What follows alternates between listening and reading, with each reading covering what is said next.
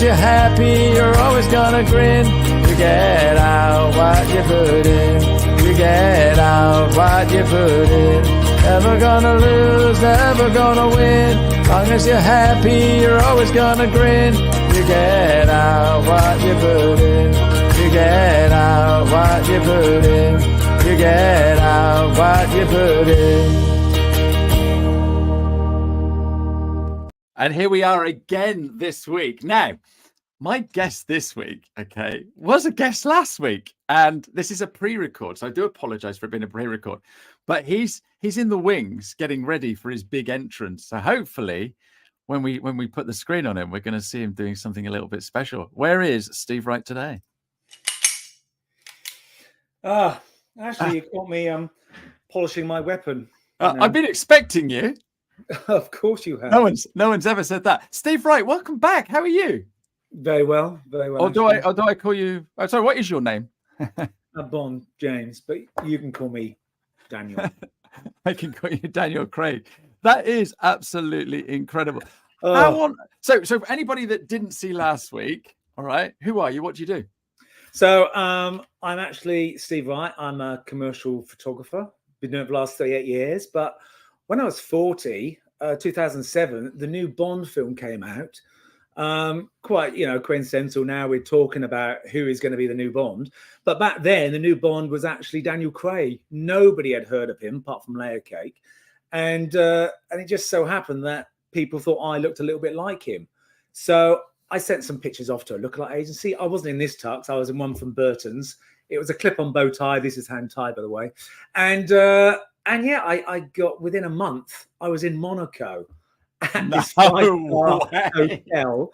I was there with Odd Job Jules, Shirley Bassey, lookalikes. And I was standing there and I was thinking, what the F am I doing here? It was unbelievable. And since then, it's been a part of my life. Yeah. Wow. It's a bizarre part. Yeah. It is bizarre, isn't it? Because you were saying last week that you're not an actor.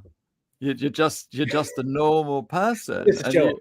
And you have to go and pretend that you are Daniel Craig earning millions per movie and goodness knows what else. You had a weapon there, sir. What have you got? So obviously everybody always says the PPK, which is very much a Roger Moore gun. But when Daniel came out, I don't know if because he had bigger hands, he went for the P99. As you can see, it is bigger. It's huge. More bang for your bucks. Yeah. So these are blank firings. I work with a stunt team, and sometimes, oh my goodness, no way. Sometimes we get booked to do a stunt show. With them, I've abseiled down the outside of a building, which was quite scary. In a tux. In a tux. Nice. With slippery shoes on, going down there. It's been good. It's took me as far as South Africa. I got sent over there to a TV advert. And also, people always say, have you met the man? Well, not only have I met Mr. Craig, I'm actually starring opposite him in Quantum of Solace. By a weird quirk of fate, if Eon, the company who actually is behind Bond, if they knew I was in that scene, they wouldn't have been happy because they don't like lookalikes. It dilutes their brand. But I'm actually 2.5 seconds on screen with Mr. Craig, 10 minutes in from Quantum of Solace at the beginning, just where Bond goes into Mitchell's office or into his flat because he's a double agent. And he walked past me. I gave him the look. He gave me the look, and he just walked in. Brilliant. What can I say? Absolutely brilliant. A movie star on my show. I can't believe this. I think we might be pushing a little bit movie star, but hey, you've been in more movies than me, mate. You've been in more movies than me. So when we were talking last week, you sent me over some really amazing photos and totally blew my mind away with what a photo is, the composition. We had a couple of questions from the audience, and somebody said, I don't want to blow the budget, or what about it? And you turned around and said, just use your mobile phone, but make sure you take the camera in the right place. And you showed us some photos, and we talked through them. And I know it doesn't work for the podcast if you're listening on the podcast, but if you go and find this on YouTube or come onto LinkedIn, we're going to do a few more, aren't we? We are. We're going to do it. You're just going to pick some, and I'm just going to tell you the mindset around it, because some advertising photography, as I was saying before, is very much, here's what we want to do. This is the picture, and you are working to a brief to actually create that picture. Commercial photography, I always feel, is a bit more on the move. You are actually either a factory or an office or something like that, and you're trying to capture a situation that is more real rather than set up. So that's the difference between an advertising photographer and a commercial photographer, in my opinion. And the good thing about photographers is that a lot of them know, how it should look. In their mind, they have a style. Photographers do have styles, the way they light things, the camera they use, whatever. That comes over in pictures. And, my style hopefully comes over there. But I'm also thinking, how will the designer use this picture? I want to be the designer's best friend, because I'm sure, actually, you've had it as well. You say, can I have a square picture to put on my podcast? And they send you a picture and it's rectangle and it's chopped. You just can't use it. So if you have 3 different pictures and you can crop them down however you want, you're going to be a happy bunny. And that is the same with designers, graphic designers, making up leaflets, pamphlets, whatever. If you supply them with a library of images where they can literally just drop it in to the layout and everything's there, space for copy, space for text, they're going to be happy. And that's what makes you become a good photographer, I think. And people come back to use you again and again because your pictures are usable. And for some of the ones I've done for Pret, let's just say, they've been used them for sort of like 5, 6, 7 years, because they're still as usable today as they are tomorrow. Right. So this was we've got a few here. I'm just going to go through them. So this is an interior shot of looks like a hotel, maybe. Yeah. When you want to make it more interesting, I'm just going to go through, and I want you to turn around and say which one you want me to stop and look at. These are people in an office, all working at desktops. And then you've got people in shops and stuff like that. So which ones here should we talk about? I mean, you can pick. I'll let you decide. This one, okay. Go back to the one. Not that one. That one, okay. So this one is for a company that actually is tree surgeons, and trees tall, people small. I wanted to get the tree and the person in one picture, so I had to go down low. I shot this one because also I'm always bearing in mind. Companies, they're always changing their personnel, and if somebody leaves the company, sometimes they don't want to use that picture of that person for some reason. So the trick is to shoot generic pictures. We don't know what this chap looks like, so if he actually leaves the business, they can still use this picture. Also, brilliant. Straight away it's coming over. What's he doing? He's looking at the tree. He's got a big rope. He's got lots of things. This is a big job. He's sizing up. You can see by the size of the tree, it's a big tree, whatever. And again, we've got space on the left-hand side to drop a text saying, no job too big, no job too big, no tree too small, or something like that, whatever. Yeah, absolutely. Drop it in there, and that is going to be a timeless picture. No, that's brilliant. And for those of you on the podcast, basically it's a tree and it's a guy with an orange high-vis jacket on, but hanging off his trousers are loads of colourful carabiners. So there's a lot going on in this photo, and the tree is a little out of focus as well, isn't it? So that's because you are using a big lens and a wide aperture. Very true. Yes, I'm learning. You're learning. You're doing wonderful. 10 out of 10. Thank you very much indeed. So let's go to some of these shots in the office, because you look at this one. This one is you see websites with people in the office, and basically all they've done is they've taken a load of stock photos. Now this is a young lady in the foreground. She's on the phone. She's got a headset on. She's staring at a computer. We cannot see the computer screen. And in the back, there's somebody behind it also doing a similar sort of role. So come on, tell us a little bit about this shot then, Steve. So this could be a stock shot. It has all the right elements for a stock shot. If you look at it, what jumps out? The only thing that really jumps out is going to be the lady and her skin tones, because everything else is quite monochrome. I made sure that they had window blinds in the background. I closed them down, because if it was sunshine outside, there'd be too much backlighting. Yep. I've also positioned her right in the middle of one of those signs because she is nicely silhouetted against it. We don't want to see anything on the screen because that could then, you know, either data protection, or if there's something on there, you'd actually be looking at that. And yeah, looking at it, there's a little bit of a jaunt on it. I'm not sure. I might have squared up a bit more, whatever, but I've come down low looking up at her. So it gives her a sense of power rather than being on eye level with her. And this would have been one of, say, 5 pictures I took. And I just say, okay, look there, look that. Also, another attention to detail, look at her microphone. I made sure that it wasn't going over her face. Yeah. It could have been going over the face. The trick is you either have it completely over the face or you don't have it. The worst thing is when that microphone, if that was just a little bit over that skin line, that profile, that would have really bugged me. Apart from that, everything is good. The chap in the background gives a sense of depth to show it could be a call center.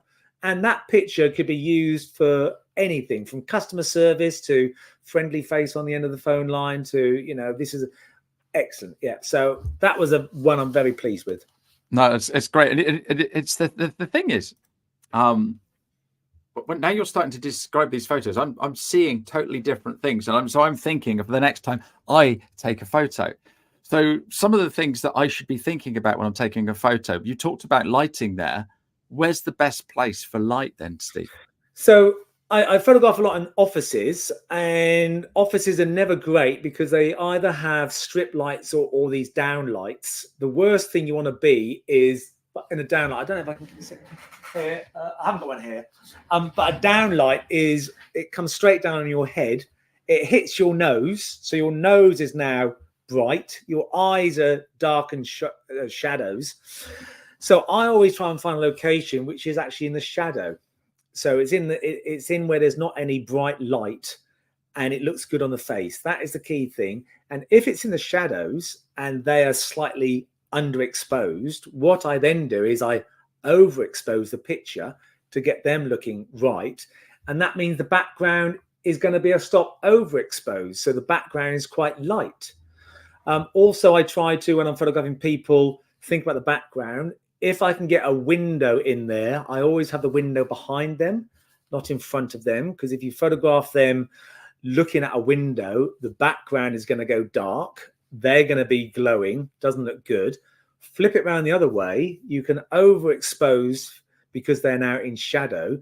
And the background will then just be bleached out a little bit. So if you have a look at some other pictures, I might say, right, this is the one I'm talking about.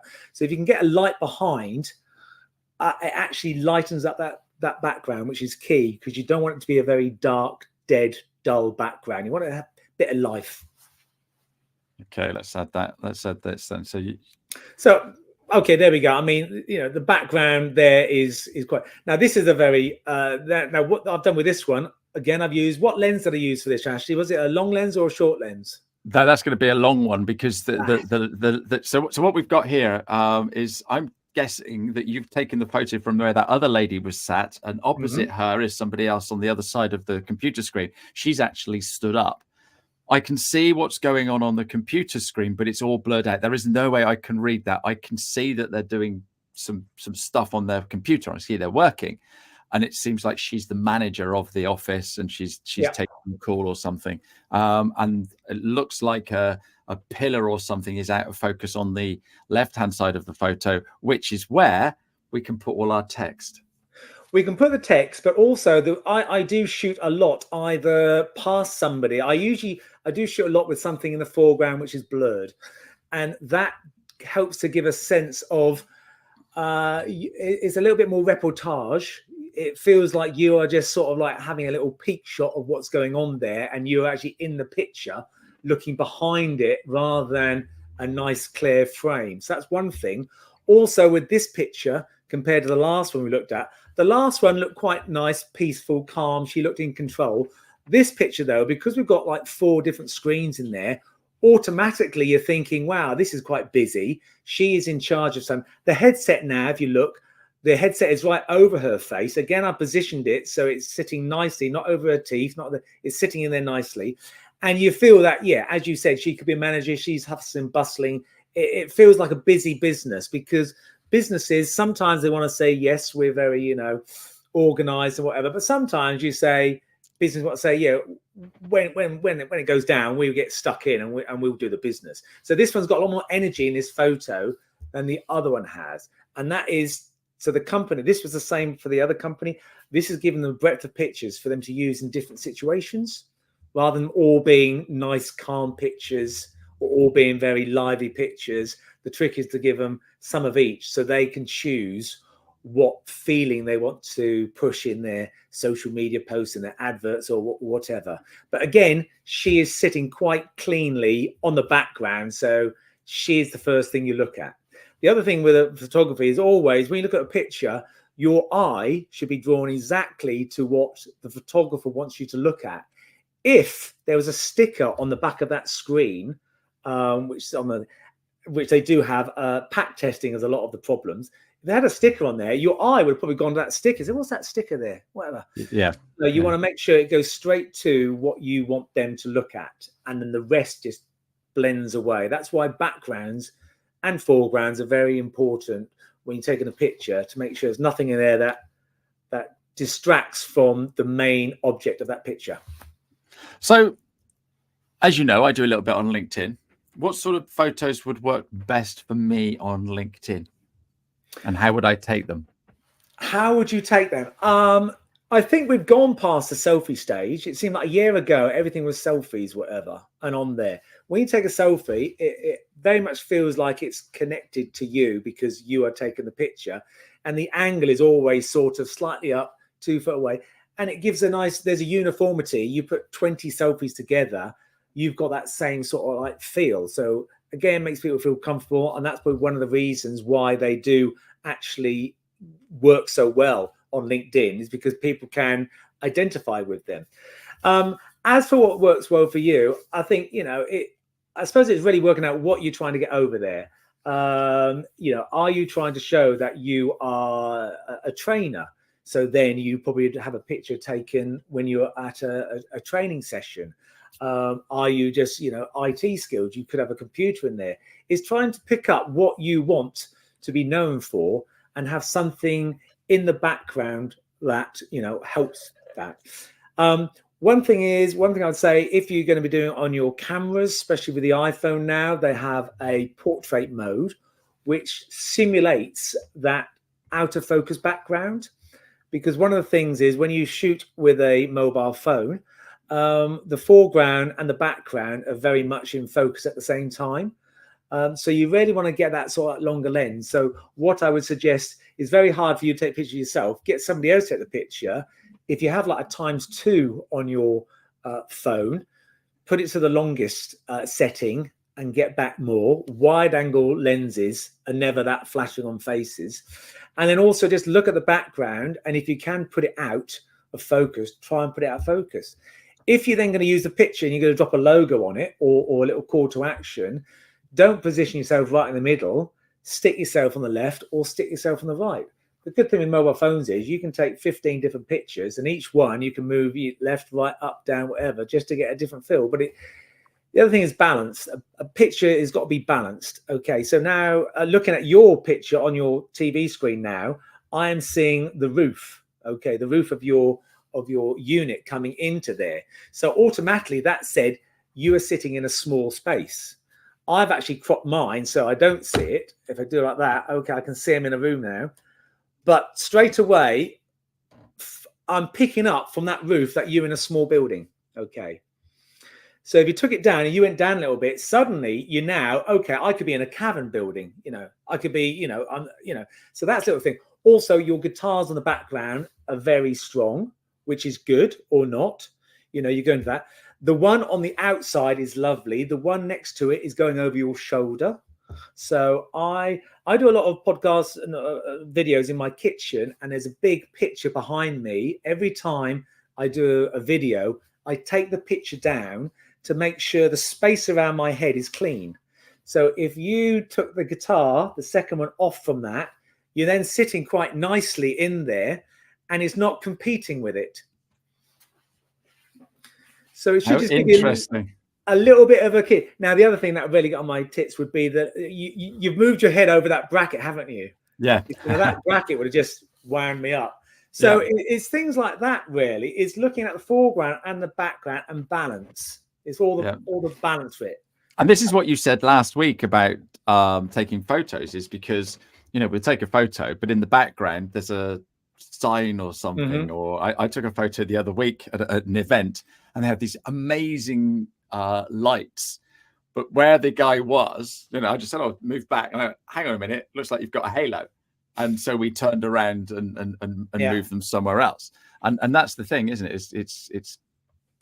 It's looking at the whole photo, not at the person that you're taking the photo of. Or the subject is making sure what you want that picture to say, and try and eliminate anything else that's going to pull away from what you are looking at.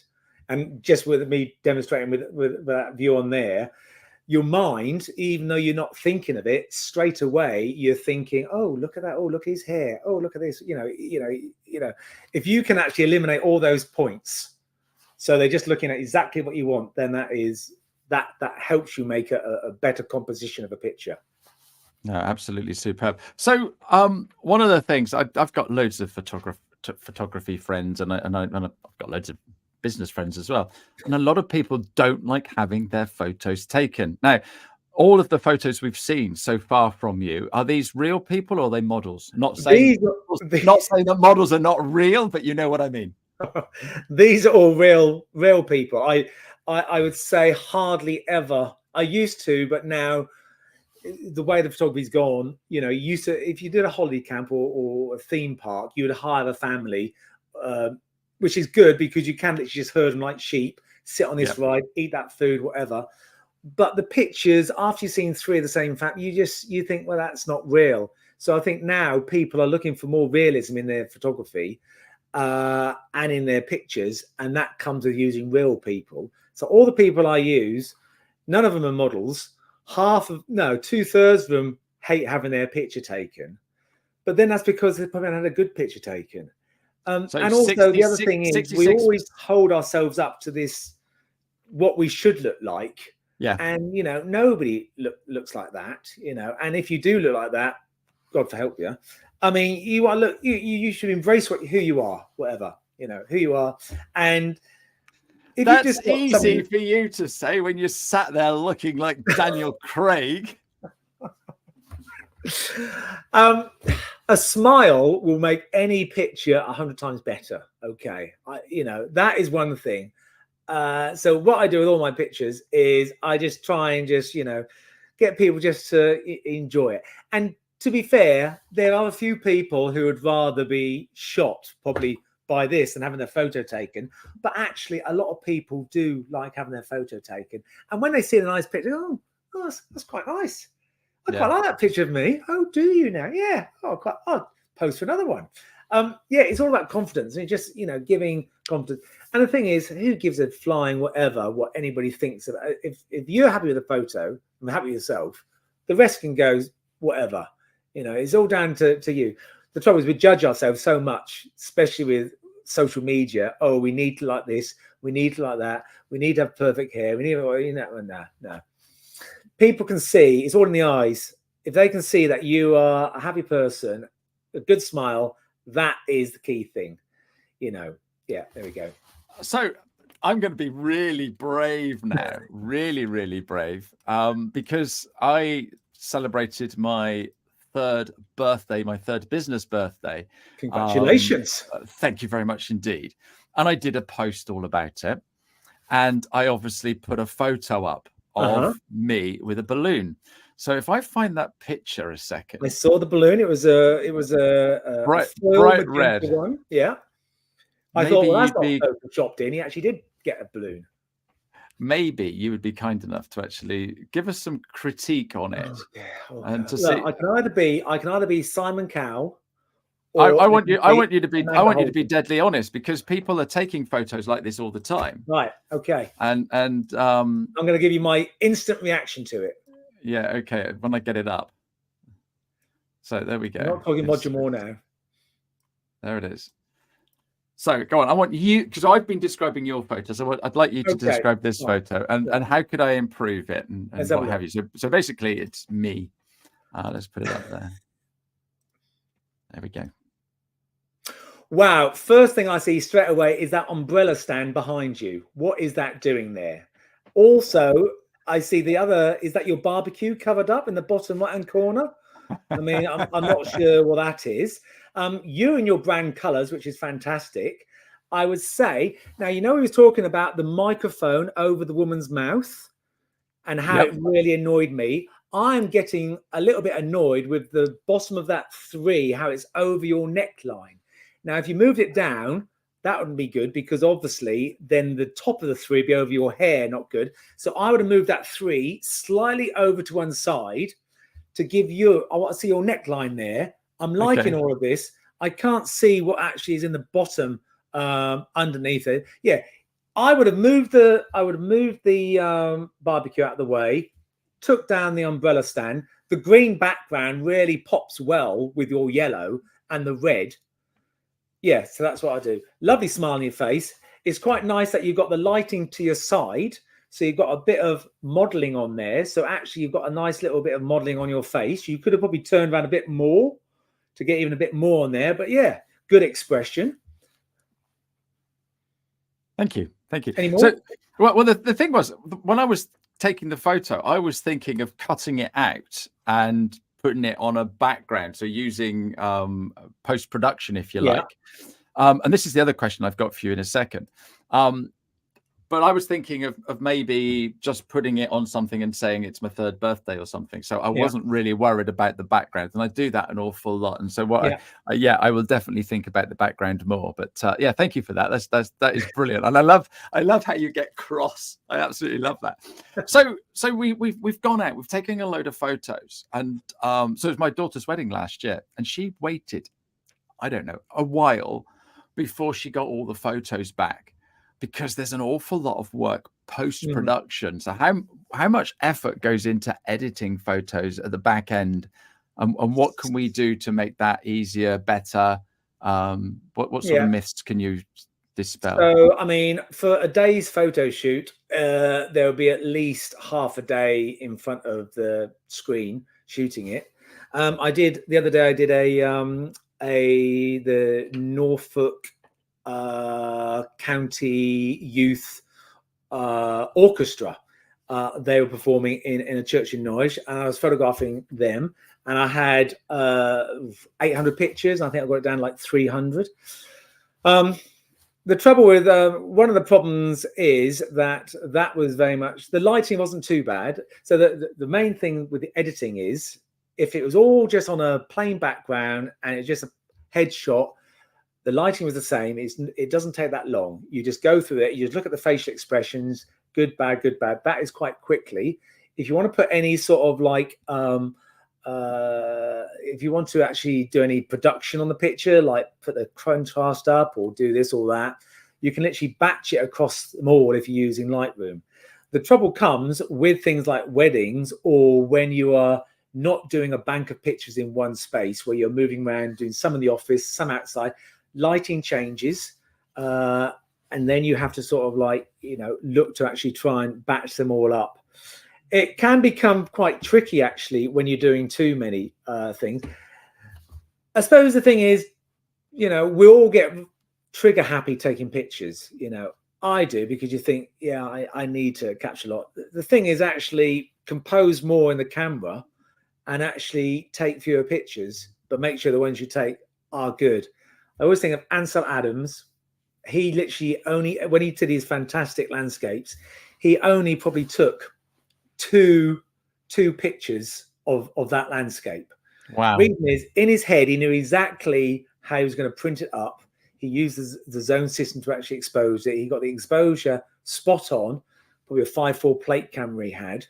So he does one picture, that's the one, and he usually shoots another one just in case, as a spare, in case there's any processing marks. He found the right location, right spot, right angle, and that was it. And he took one picture and it was a masterpiece. Nowadays we'd shoot frigging 30 different angles, sun up, sun down, this there, this, that. And once you've shot them all, then it actually comes down to, I do like these 3 pictures. So the tips I'd say is, think what you're going to be, what does the pictures need to say? Okay. Be very tight with your brief when you're actually doing that. And if it is doing that, photographing, you know, people opening a shop or something like that. You know, make sure you get all the elements in there. You want people in the shop, this, that, and don't go trigger happy. Just try and be a bit more focused on what you're doing. And the other thing is, when you are shooting it for photographers, what they do is, it's called monkeying. You've seen it. They sit there, they're like that. They go through the camera, on the back of the camera, and they delete the pictures as they are taking them. So they might take a burst of 5 pictures to capture the right expression, but then in their camera, they will go in, zoom in, see if all the sharpness is right. They'll delete the other 3. So down the line, when they come to process the pictures, they're not processing 1,000, they're only processing 300. Yeah. So that to be, just because we can take thousands of pictures on a memory card, such as this, doesn't mean we have to take thousands of pictures on a memory card. You know, just take fewer but better. Yeah, no, perfect. That's a great tip, because whenever I hand my phone to somebody, they give it back and they've taken 22 photos. I was at an event last year it was now, and I give someone my phone. She must have taken 200 photos. It took me a week to delete them all. Steve, that half an hour has gone quicker than you can shake a stick at. Thank you so much for all your top tips. Thank you so much for coming back again. And it's not every day I get to talk to Daniel Craig. So Steve, Daniel, thanks to both of you. Been a pleasure. Look, you're going to have to come back another day, but maybe we'll leave it a little I'll bit head off. longer. I've now got to go. I've now got to see my plastic surgeon about looking like the new Bond. And save the world. You take care. Cheerio, Steve. Bye-bye. You get out what you put in. Never gonna